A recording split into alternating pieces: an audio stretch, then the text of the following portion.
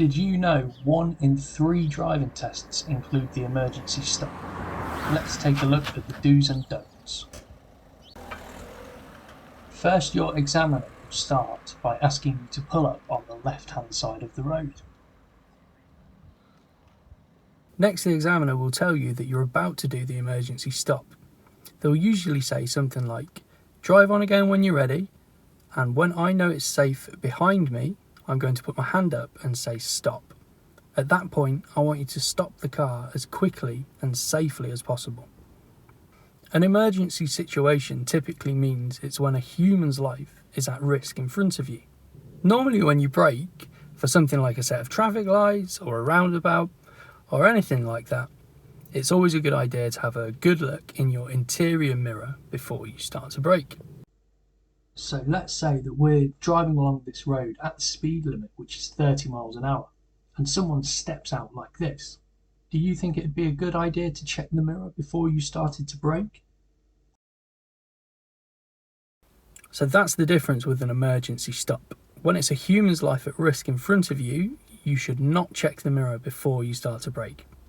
And the reason I keep saying human, as nasty as it sounds, if it's an animal in front of you, you're supposed to check the interior mirror before you start to brake. Now obviously if you hit the brake because a pigeon is in front of you and you haven't checked your mirror and then a motorcyclist comes through the back window, that's much worse. Now to do an emergency stop, you have to use the brake and the clutch pedal. Now which way round do you think you would go? Brake first or clutch first? Now if you said to use the brake first, then well done you. If you were to put the clutch down, it can actually speed you up, which would give you the wrong feel for your emergency stop on your test, and in a real life situation, it could launch you towards whatever you're trying to stop for. Now, because it's going to feel pretty rough, you're going to want to keep your hands gripped really firmly on the wheel and lock your elbows so that you don't headbutt the old steering wheel.